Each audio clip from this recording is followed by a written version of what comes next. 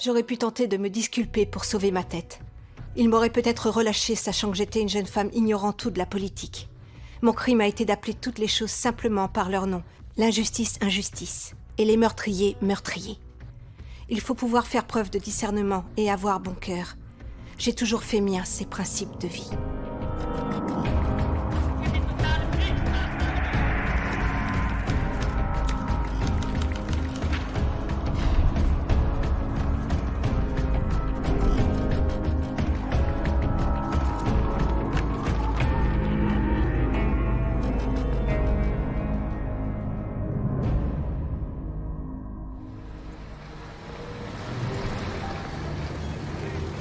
C'est un quartier que je connais mal.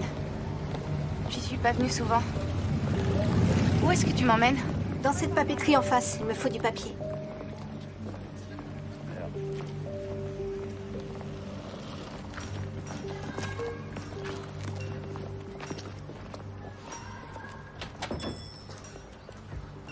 Heil Hitler, mademoiselle. Heil Ah, Hitler. Hitler.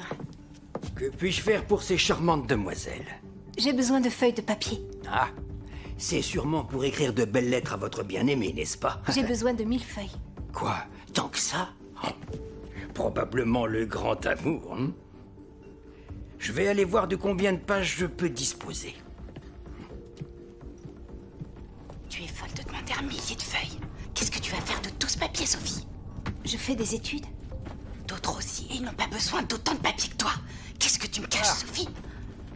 Je suis vraiment désolé, mesdemoiselles, mais vous savez comme moi que tout est rationné. Je peux vous en procurer une centaine tout au plus. D'accord? Je vous prends le paquet de 100. Bon.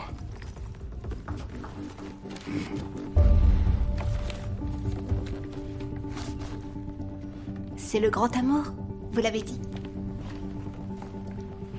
Au revoir. Au revoir. Au revoir. Au revoir, mesdemoiselles. Qu'est-ce que tu as derrière la tête? Tu parles de quoi? 1000 feuilles de papier? Je ne suis pas née de la dernière pluie. D'accord, je vais te dire pourquoi j'en ai besoin. Je veux entreprendre quelque chose. Si j'avais la chance d'avoir une arme entre les mains et de croiser Hitler, je le tuerais. Si les hommes ne le font pas, c'est aux femmes de le faire. Tu es devenue complètement folle. Tu veux qu'on se fasse arrêter en pleine rue?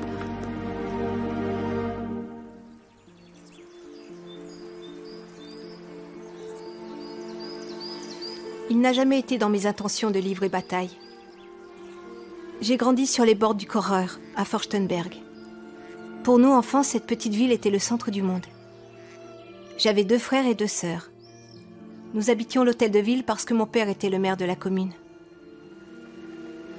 L'année de mes 10 ans, nous avons emménagé à Ulm. Nous ne connaissions personne dans cette ville, mais nous tous, les 5 frères et sœurs, étions unis.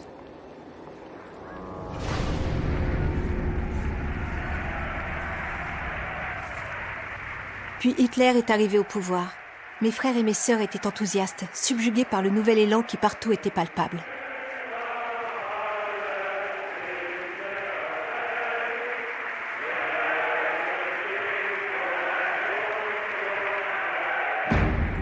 Mes parents, en revanche, étaient horrifiés.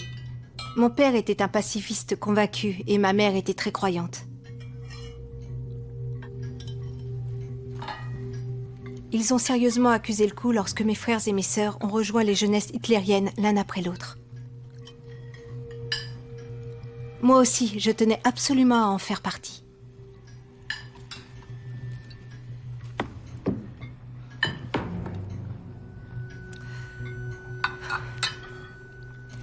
Papa? C'était une épreuve de force entre nous les enfants. J'appartiens et nos parents. Sophie fait partie du mouvement, elle aussi. Qu'est-ce que tu veux dire? Hier, j'ai adhéré aux jeunesses hitlériennes, moi aussi. Toi aussi, Sophie? Tu as fait comme eux? Mais pourquoi? Mes papas Hans, Lisa, Inge et Werner en font déjà partie. Et toutes mes amies y sont. La patrie a besoin de nous. Tu as dit la patrie? C'est Hitler qui a besoin de bras pour mener la guerre qu'il prépare en secret depuis un bon moment. Ce sont des insinuations parce que tu refuses d'admettre qu'Hitler va réussir. Il y a 2 ans, il y avait 6 millions de chômeurs. Et aujourd'hui... Rien d'étonnant, il fait tourner à fond les usines d'armement. Il va se faire livrer des chars, mais le droit et les libertés seront joyeusement piétinés. Il n'y a plus personne dans ce pays qui ose élever la voix. On nous apprend à faire face à nos responsabilités. Nous formons une vraie communauté désormais. Et nous sommes tous égaux. C'est vrai, papa. Tu nous as souvent répété qu'on devait servir les autres. Une vraie communauté. Et quoi encore? Est-ce que vous croyez sincèrement les discours ineptes qu'on vous sert? Vous verrez par vous-même de quoi ils sont capables dans votre association.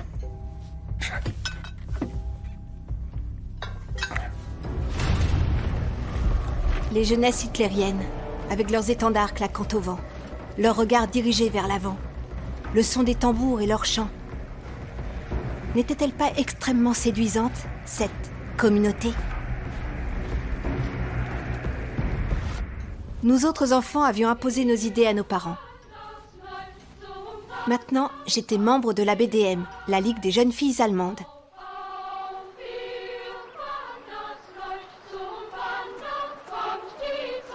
J'aimais l'uniforme, les excursions et les chansons.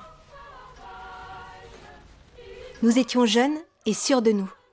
Que les frileuses restent sagement chez elles. L'avenir nous appartenait. J'étais ambitieuse et je fis carrière à la BDM.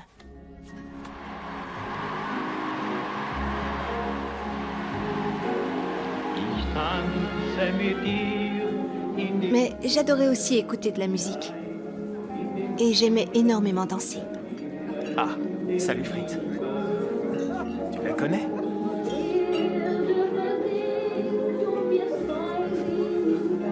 Les vendredis, nous nous retrouvions chez mon amie Anne-Lise pour nos soirées dansantes. Ses parents nous autorisaient même à boire de l'alcool et à fumer. Mais surtout, il y avait des garçons.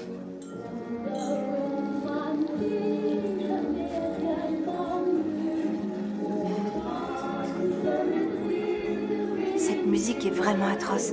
Passe-nous quelque chose de plus remuant comme du swing, ça remettrait un peu d'ambiance. De l'ambiance, il y en aura avec la visite de la Gestapo. Oh, dis pas de bêtises. Je sais très bien que t'as ce qu'il faut.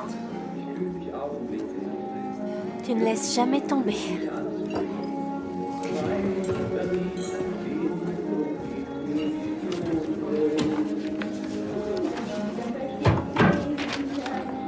Bah tu vois, quand tu veux.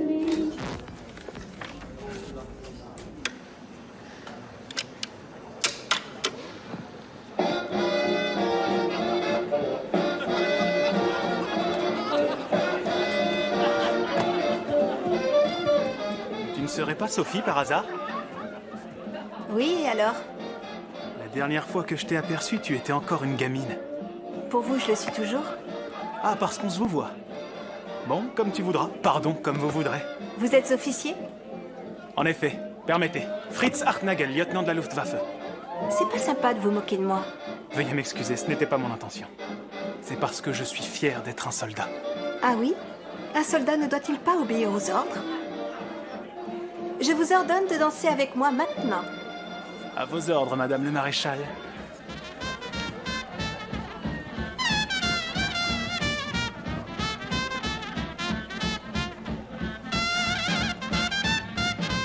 Fritz dansait bien. C'est peut-être à cause de ça que je suis tombée tout de suite amoureuse de lui. Et soudain, la BDM n'avait plus autant d'importance. Peut-être parce que je devenais adulte.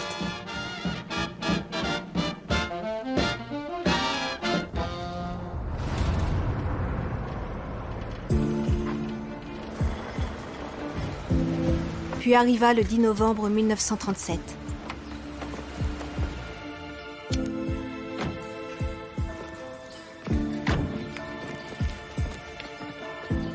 Nous eûmes la visite de la Gestapo.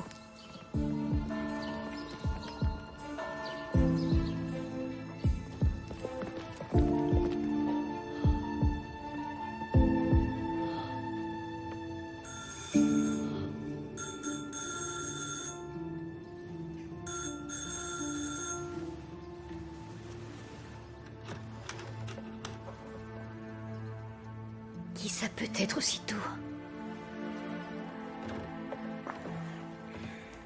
J'en ai vraiment aucune idée. Mais nous allons bientôt le savoir.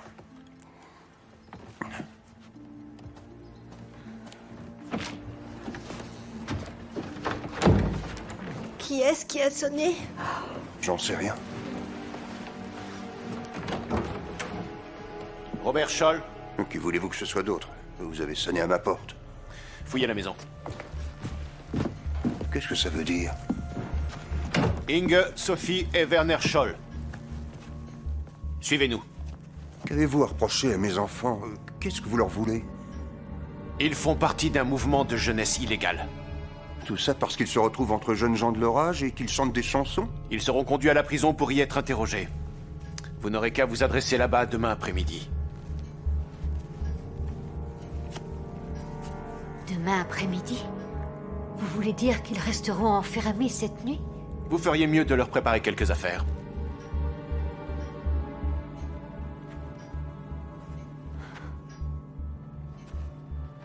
Ils nous ont vraiment arrêtés. Uniquement parce que mes frères Hans et Werner faisaient partie d'un groupe qui chantait d'anciennes chansons et qui lisait les livres de Stefan Zweig, ce qui était interdit à l'époque. Hans a été accusé d'être l'un des responsables du groupe. Inge, Werner et moi avons été libérés rapidement, mais Hans est resté emprisonné plusieurs semaines.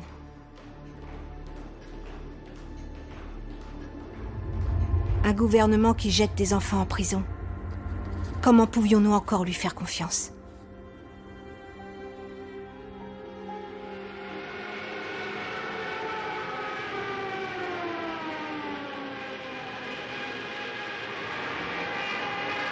Et ensuite, Hitler a commencé la guerre. Papa avait raison sur toute la ligne.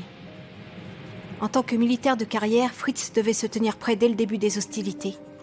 Nous ne pouvions nous voir que très rarement. Comme pour des millions de gens, les lettres restaient notre seul moyen de communiquer.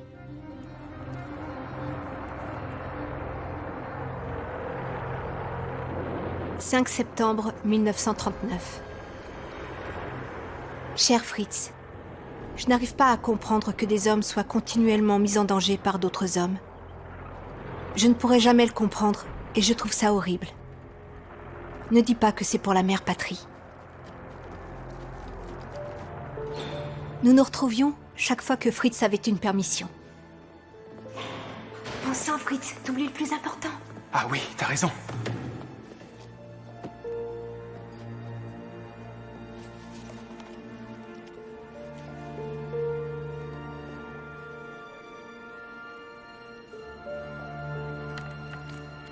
Madame Hartnagel, vous permettez?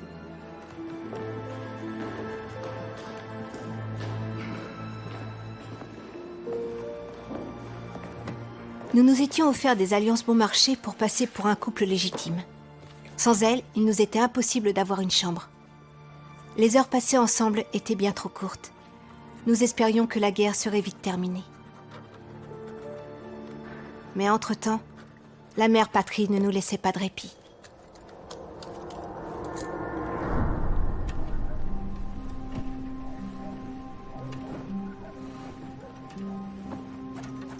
Nous autres filles étions contraintes de donner une année de travail au service du Reich. Là-bas, nous, les jeunes forces féminines, devions apprendre ce qu'était la conscience professionnelle et la solidarité entre les individus. Je me retrouvais dans le monde agricole. C'était à vomir. Allez, levez-vous, il est 6 heures, jeune travailleuse. C'est l'heure de faire votre gymnastique. Ça recommence, j'en peux plus. Tous les matins, c'est la même chose.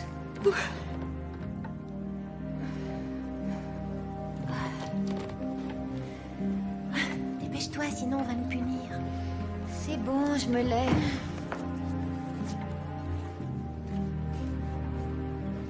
Je veux mon lit, j'arrive. Tu peux me tenir ça? Plus vite, Catherine. Je ne supporte plus d'être appelée jeune travailleuse. Je m'appelle Sophie Scholl. Tu te crois peut-être différente des autres filles? Elle, c'est Sophie la Maline. Regardez donc les lectures de Madame notre professeur. C'est quoi? Fais voir. Saint-Augustin. Et de quoi ça parle, ces confessions? Qu'est-ce que tu fais? Rends-moi ce livre immédiatement. Arrêtez tout de suite. Ça suffit. Je crois que vous avez toutes besoin d'une séance supplémentaire de gymnastique. Et après, ce sera les points. Pour tout le monde. Merci beaucoup.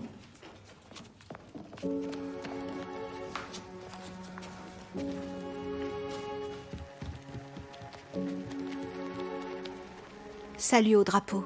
Inspection des chaussures. pratiques sportives. Je détestais tout ça. C'était désolant et abrutissant. J'avais l'impression d'être broyée dans un étau. Mais j'ai tiré des bénéfices de l'éducation reçue durant cette année au service du Reich. Nous nous éduquions seuls. Je prenais du recul et faisais semblant. À cette époque, c'était dans les écrits de saint Augustin que je trouvais mon seul réconfort. Notre cœur est inquiet jusqu'à ce qu'il repose en toi, écrivait saint Augustin. Il recherchait Dieu, tout comme moi. J'aspirais à la paix et à mener la vie que j'avais choisie.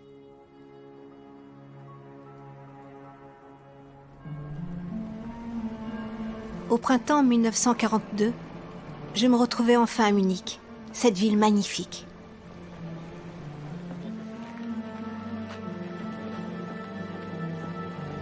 Enfin libre. Je pouvais enfin vivre. Fritz avait obtenu une permission à laquelle il ne s'attendait pas, juste avant son départ pour le front de l'Est.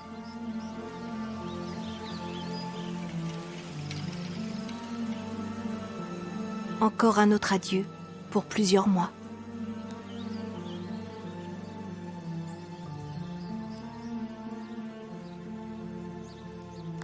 Qu'est-ce que tu fabriques, Sophie? Je te décore. Avec ces pétales, nous remettons au lieutenant Fritz Arnegel l'ordre de la Marguerite de première classe pour son caractère, son aspect extérieur et ses grands mérites à charmer la femme allemande. J'ignorais sincèrement que j'avais tant de mérite. Maintenant, tu le sais. Ferme les yeux.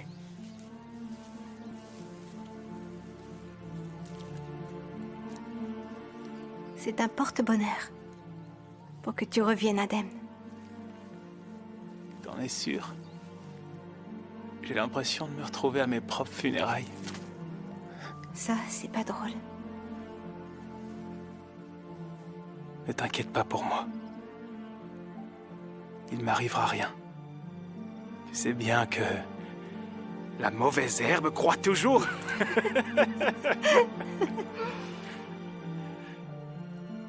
Tant d'Allemands meurent en Russie.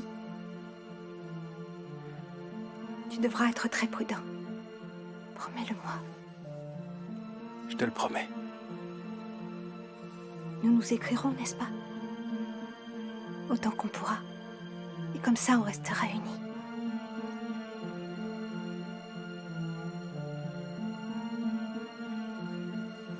Allions-nous nous revoir un jour? À cette époque, personne ne le savait. C'est incroyable la vitesse à laquelle on s'habitue à l'horreur.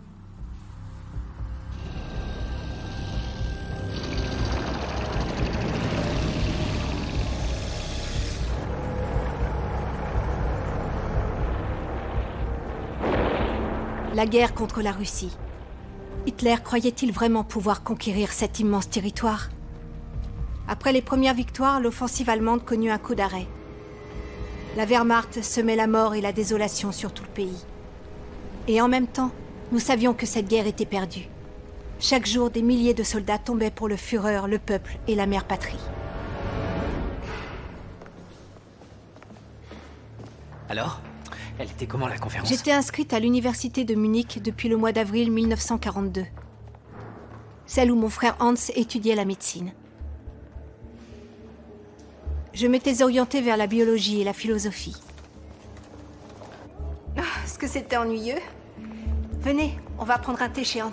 Désolé, je dois filer en cours d'anatomie. Suis-moi.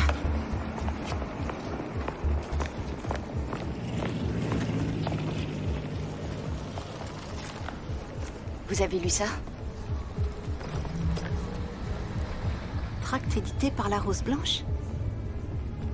Rien n'est plus indigne pour un peuple civilisé que de refuser de manifester son opposition et de laisser une bande d'irresponsables les diriger sans réagir.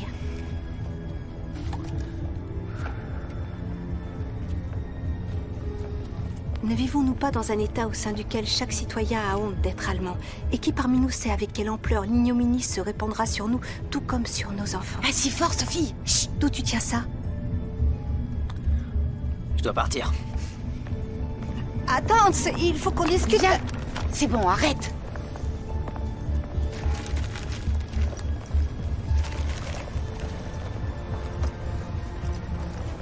Allons-y. Ce qui figurait sur ce tract était monstrueux. Depuis l'invasion de la Pologne, 300 000 Juifs avaient été assassinés de manière bestiale. Aucun crime semblable n'a jamais été commis dans toute l'histoire de l'humanité.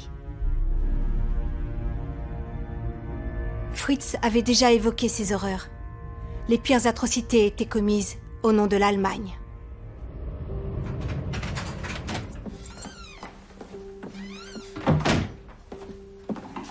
Chacun Hans cherche à justifier sa complicité. Chacun le fait, puis s'endort avec la conscience tranquille. Mais personne ne peut se disculper. Chacun est coupable, coupable, coupable.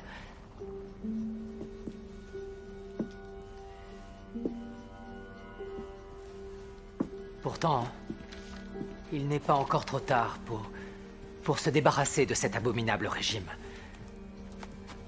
Attends, c'est pas assez clair. On peut mieux faire et le formuler sans équivoque. Qu'est-ce qui n'est pas clair? Tout le monde comprendra. Et ça, qu'est-ce que t'en penses? Nous avons donné le pouvoir au régime le plus abject au monde. Sophie? Qu'est-ce que tu fais là? Excuse-moi, je voulais boire un thé avant de repartir à l'université. Bonjour, Alexander. Bonjour, Sophie. Reste, tu ne déranges pas, j'allais justement partir. On préparait un nouvel exposé. Je te rejoins dans 1 minute à la cuisine. Juste le temps de raccompagner Alexander et j'arrive.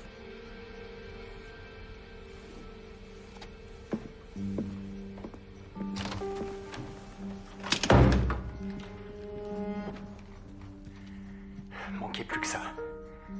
Tu crois qu'elle nous a entendus? J'en sais rien. Et même si c'était le cas, Sophie est ma sœur. On continuera demain. Mais chez moi, à Arlaring.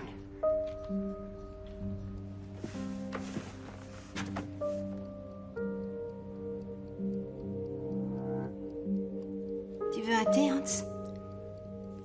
Ouais, avec plaisir.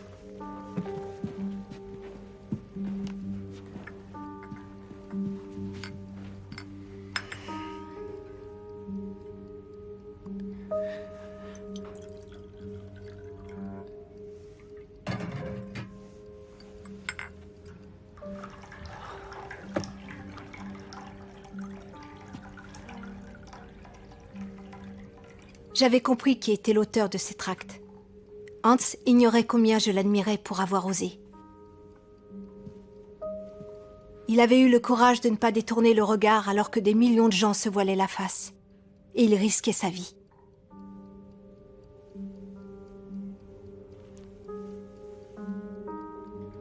Hans, je veux en faire partie. Mais faire partie de quoi? Je t'en prie. Le tract distribué à l'université, c'était vous. Tu sais qui l'a rédigé, non? Il y a des questions qu'il vaut mieux ne pas poser. L'auteur serait en danger. C'est toi qui serais en danger? Il n'est pas trop tard pour se débarrasser de cet abominable régime. Je l'ai parfaitement entendu, Hans. Et alors? Je veux être des vôtres. Non, pas question, Sophie. C'est beaucoup trop dangereux. Vous ne vous débarrasserez plus de moi, alors autant me mettre au parfum.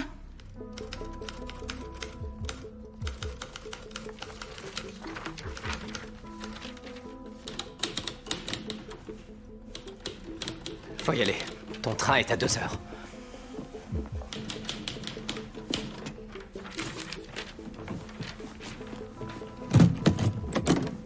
Une fois les lettres distribuées à Augsbourg, je partirai à Ulm.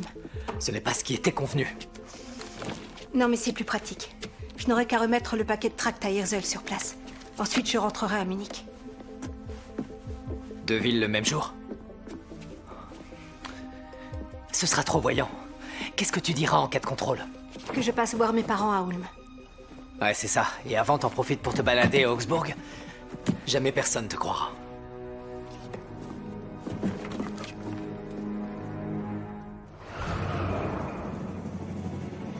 Bien sûr que c'était risqué. Mais le voyage en train coûtait moins cher que les frais d'expédition.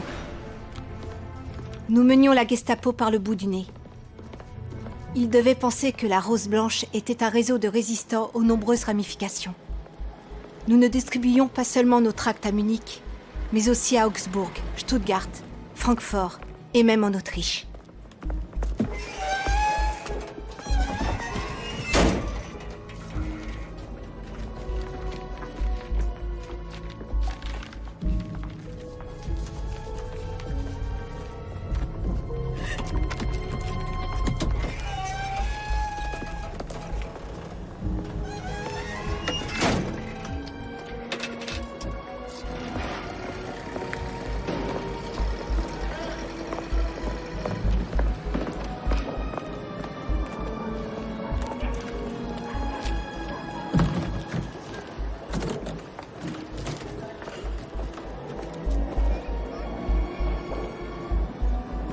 Nous n'étions qu'une poignée d'étudiants, mais nos tracts rendaient le régime nerveux parce que nous disions la vérité.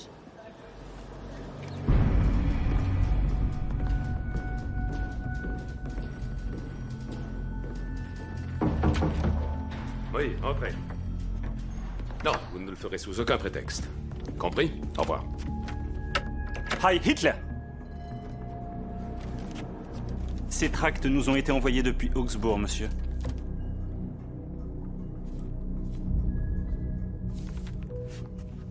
Et ils sont identiques en tout point à ceux qui ont été distribués à Munich ces jours-ci. Demandez qu'on vérifie s'ils ont été tapés sur la même machine à écrire. Nous finirons bien par trouver qui se cache derrière ces agitateurs.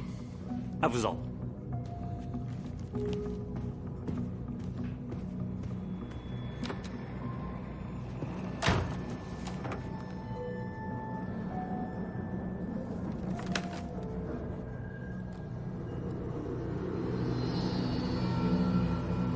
Ensuite, il y a eu cette histoire avec Gisler, Paul Gisler, le Gauleiter de Munich et Premier ministre de Bavière par la grâce de Hitler. Un nazi de la pire espèce. Il devait donner une conférence à l'université et il avait beaucoup bu comme à son habitude. Que ça allait être pénible était évident, mais personne ne soupçonnait qu'il oserait aller aussi loin. Mesdames et messieurs, je me réjouis de dénombrer autant de militaires parmi l'assistance, et qui, en tant qu'étudiants, garnissent cette très belle salle. La mauvaise surprise, par contre, c'est le nombre important d'étudiantes que j'aperçois ici. Des souris intellectuelles. Il est complètement dingue. Mesdames, j'ose espérer que vous pourrez très bientôt trouver un jeune homme qui ait tous les atouts pour plaire aux femmes, au lieu de perdre votre temps dans les amphithéâtres de l'université. Allons-nous-en. Pensez plutôt à offrir un enfant à notre fille. Et si par malchance la nature ne vous a pas gâté et qu'il vous est difficile de trouver quelqu'un, je mettrai immédiatement mes lieutenants à votre service. Je vous promets que vous ne regretterez pas votre soirée. Incroyable ce que Gisler avait dit ce soir-là. Même Goebbels, le ministre de la propagande du Reich, a été choqué en l'apprenant. Taisez-vous!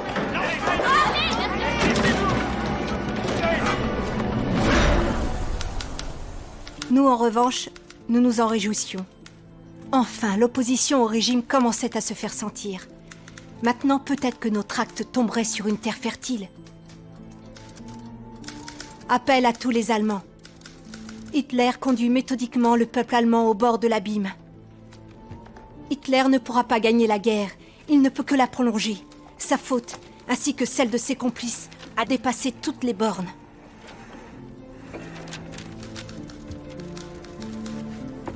Alexander s'était débrouillé pour fabriquer de quoi copier nos écrits. Nous pouvions désormais imprimer des milliers de tracts.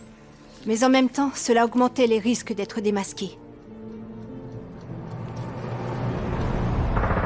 Au front, les soldats continuaient à tomber. À Stalingrad, toute une armée luttait pour sa survie. La folie d'Hitler avait conduit 250 000 soldats allemands à être assiégés dans cette ville au bord de la Volga. Hitler était prêt à tous les sacrifier.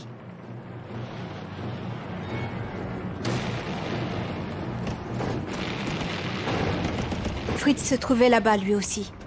« Nous avons vécu l'enfer pendant des jours », m'avait-il écrit. « Nous ne faisons que nous replier depuis 8 jours. Mon bataillon est totalement éreinté. Je ne sais pas comment tout ça finira. Je vais prier, prier et encore prier les jours suivants.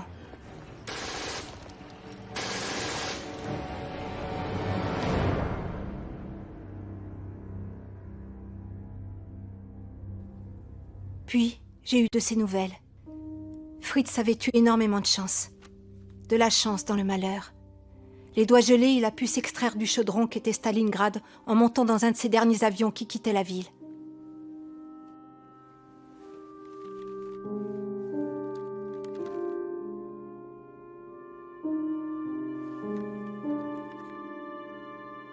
Mais 100 000 de ses camarades y ont malheureusement disparu. Stalingrad, gigantesque fosse commune. Fin janvier, le régime nazi a préparé l'opinion à l'annonce de la catastrophe. Hermann Göring tint un discours mensonger à la radio. Und jeder Deutsche, noch in 1000 Jahren, muss mit heiligen Schauern das Wort Stalingrad aussprechen und sich erinnern, dass dort Deutschland letzten Endes doch den Stempel zum Endsieg gesetzt hat. Das Gesetz befahle so. Das Gesetz der Ehre, aber auch vor allen Dingen das Gesetz der Kriegsführung. Und dieses Gesetz der Kriegsführung gilt ja nichts anderem wie der Rettung unseres Volkes. Ce gros porc est insupportable. Mentir de façon aussi éhontée. Bon sang, Hans, il n'y a plus personne pour croire à la victoire. Tout le monde sait que la guerre est perdue. Et c'est là notre chance.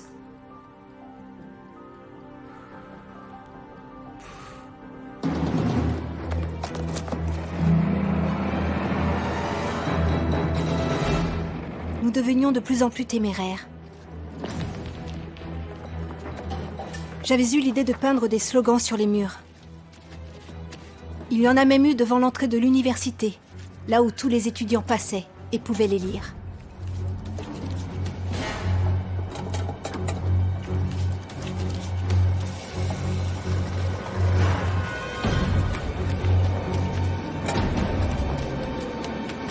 C'est bon.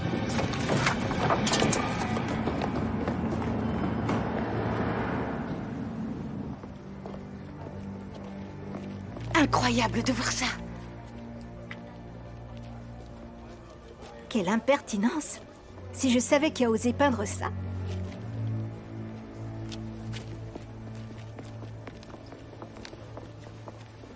Vous êtes malade.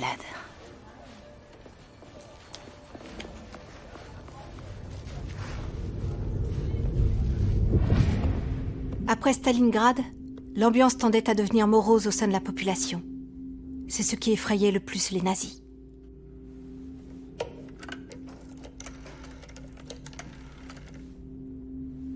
Schaeffer à l'appareil. Envoyez-moi Monsieur Moore et faites-le immédiatement. Entre-temps, une récompense de 1000 Reichsmark était offerte pour notre arrestation. Notre dernière action nocturne avait entraîné d'importantes recherches.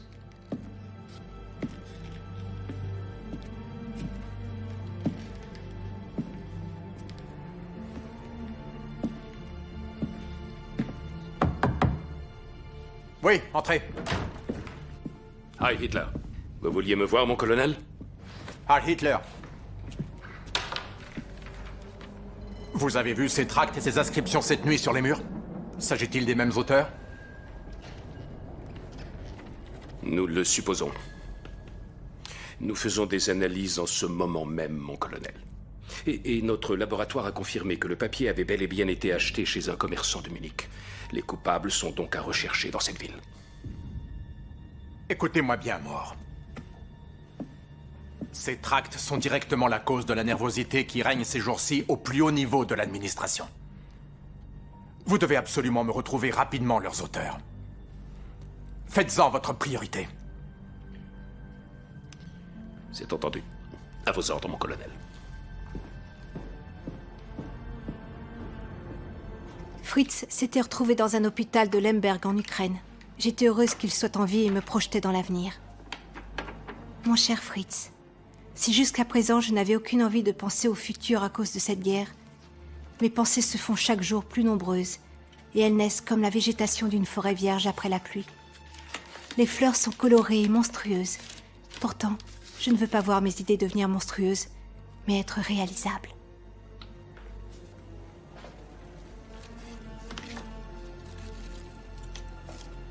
Une fois la guerre terminée, j'avais l'intention de partir vivre quelque part avec Fritz et d'enfin commencer à vivre.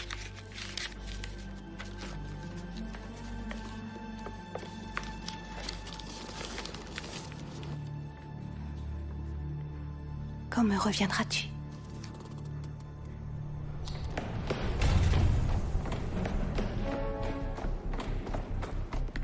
Il nous restait encore 1500 tracts que nous voulions distribuer à l'université, entre nos cours et en plein jour. Allons-y.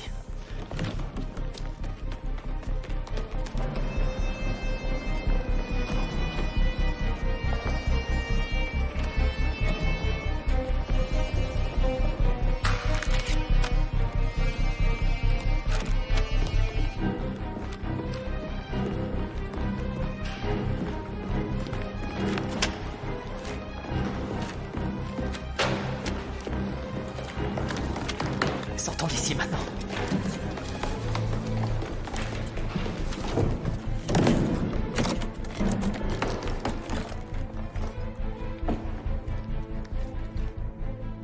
Mince, il en reste quelques-uns. On y retourne, suis-moi. Premier et deuxième étage.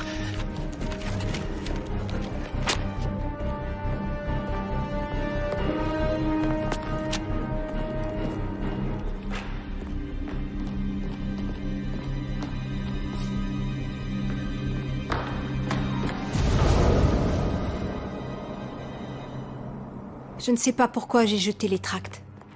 Était-ce par insolence ou par inadvertance? Mais c'est arrivé.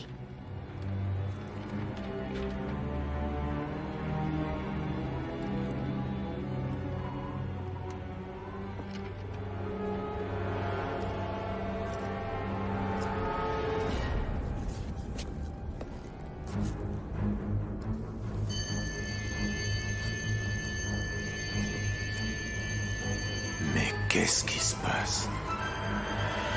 Arrêtez-vous! Halte! Je vous arrête! De quel droit vous m'arrêtez? Mais lâchez-moi! Suivez-moi tous les deux jusqu'au bureau du recteur. Pourquoi ne nous sommes-nous pas sauvés quand le concierge nous a arrêtés? Pourquoi lui avoir obéi aussi docilement? Nous nous imaginions sans doute que rien ne pouvait nous arriver.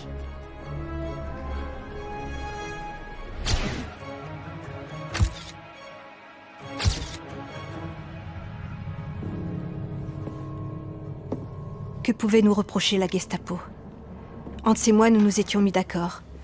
Ne jamais rien avouer s'il n'avait pas de preuves.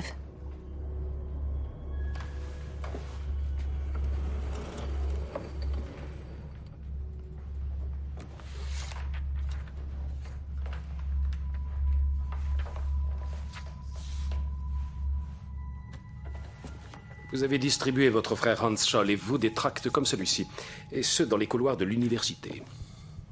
J'ai fait tomber accidentellement ces feuilles en me penchant à la balustrade du 2e étage. Accidentellement, dites-vous? Oui, tout simplement. Je reconnais avoir commis cette bêtise, mais je ne peux plus rien y changer maintenant.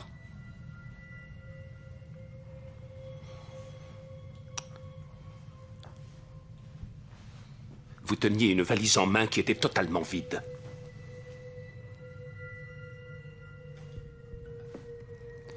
Mon frère et moi voulions rendre visite à nos parents à Ulm.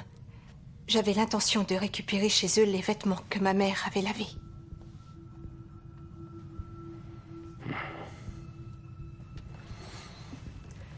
Au début, je pensais sérieusement que nous allions nous en sortir.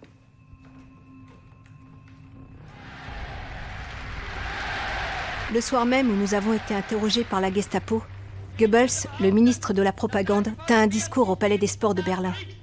Il savait que la défaite de Stalingrad était un sujet à aborder avec précaution. Au lieu de faire profil bas, il a exhorté la foule.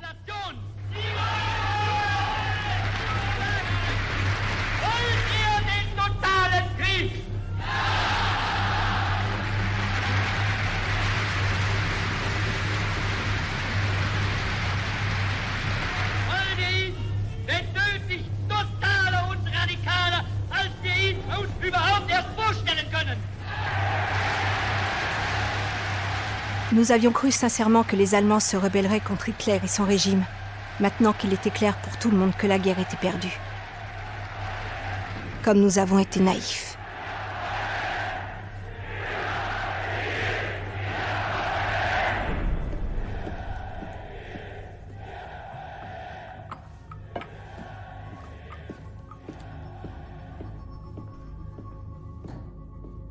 Son frère vient de reconnaître les faits qui lui sont reprochés.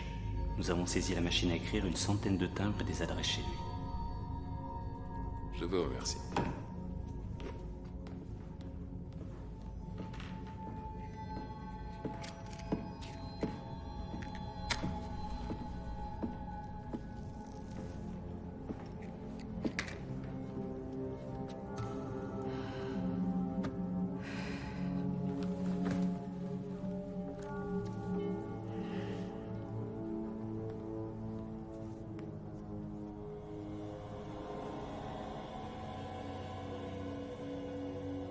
Votre frère vient de te nous avouer. Nous avons retrouvé dans votre appartement la machine à écrire sur laquelle les tracts ont été tapés. Ainsi qu'une centaine de timbres-poste. Et des adresses. J'aurais peut-être pu me disculper. J'aurais pu affirmer que je n'étais au courant de rien. J'aurais pu jouer la jeune fille ingénue. Je vais vous dire la vérité. Nous sommes convaincus que la guerre est perdue. Que chaque vie humaine sacrifiée pour cette guerre perdue est une victime de trop. Nous voulions que ce bain de sang horrible arrive à son terme.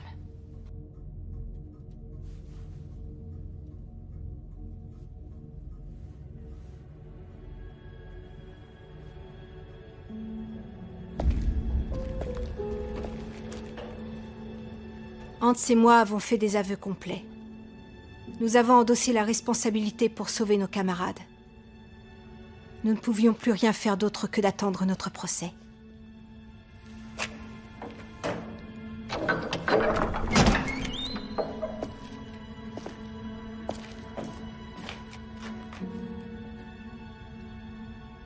Je vous ai apporté un petit cadeau. Vous avez l'acte d'accusation? Oui. Je l'ai apporté aussi.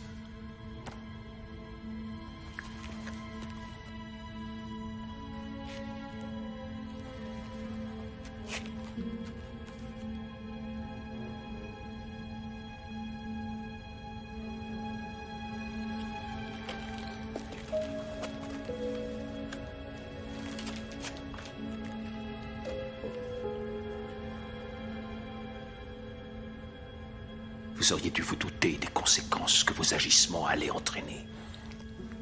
Si c'était à refaire, je recommencerais. Je n'ai pas de regrets.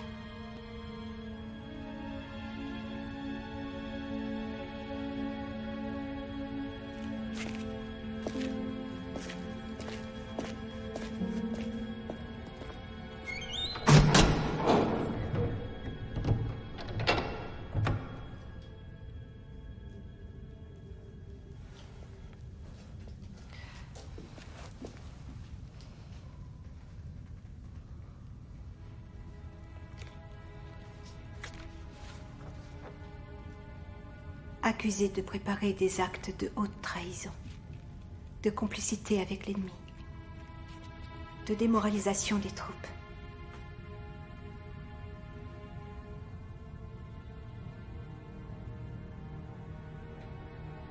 Ils veulent notre mort. Allons, jeune fille. Peut-être qu'ils se contenteront de vous envoyer en prison. Vous êtes tous encore tellement jeunes.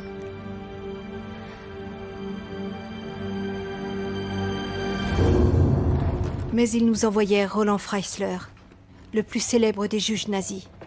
Il était venu spécialement par le train de nuit depuis Berlin pour notre procès. Il n'était pas venu pour nous juger. Il était venu pour nous exécuter. Notre ami Christian Probst figurait également au banc des accusés.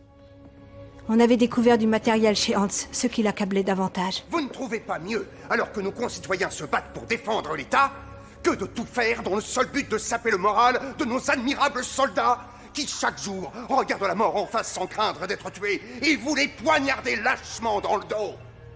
Cet État fait tout ce qu'il peut pour que vous puissiez étudier et mener une vie privilégiée. Et vous, que faites-vous? Vous n'hésitez pas un seul instant à démoraliser nos troupes en répandant vos odieux mensonges.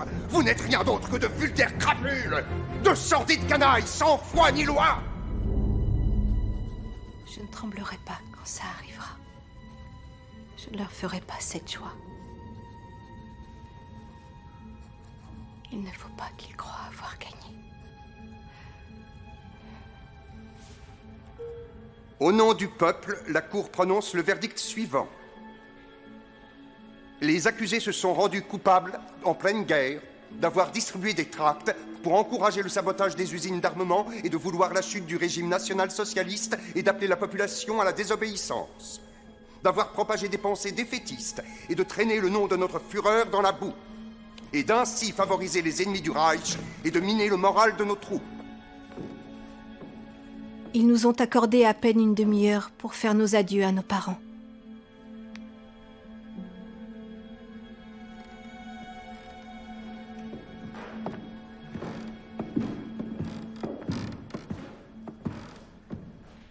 Compte tenu de la gravité des faits, ils sont condamnés à la peine de mort.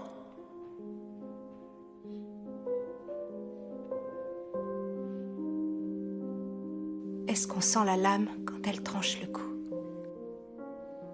Est-ce qu'on voit sa propre tête tomber?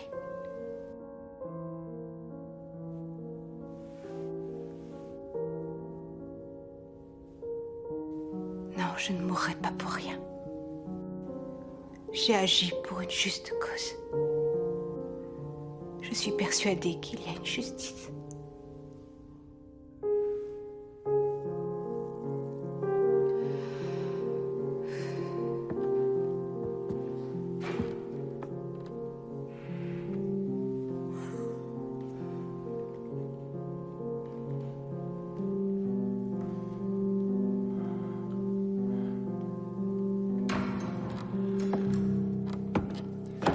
Allez, c'est l'heure.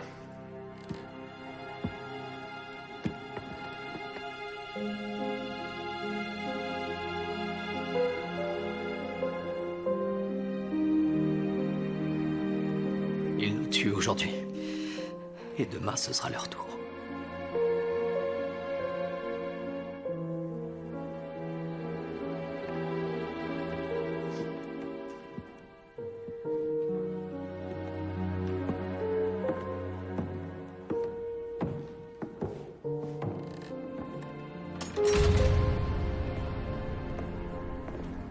Le Seigneur est mon berger.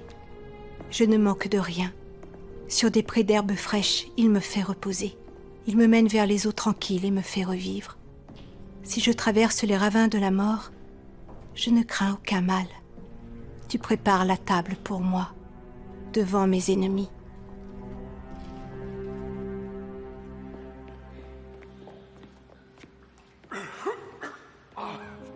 Infirmière.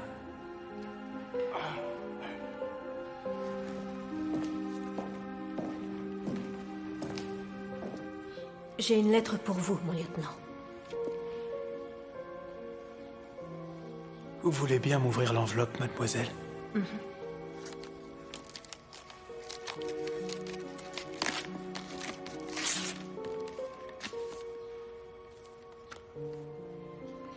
Mon cher Fritz, Merci. hier j'ai acheté une plante déjà fleurie. Je l'ai posée à côté de moi sur le bureau près de la fenêtre pendant que je t'écris. Ses branches sont gracieuses. Elles portent de nombreuses fleurs de couleur lilas. C'est un plaisir pour mes yeux et pour mon cœur. Et je ne souhaite qu'une seule chose, que tu reviennes avant la fin de sa floraison. Quand reviendras-tu? Peut-être que nous pourrons commencer à vivre bientôt ensemble. Je te laisse pour aujourd'hui. Ta Sophie.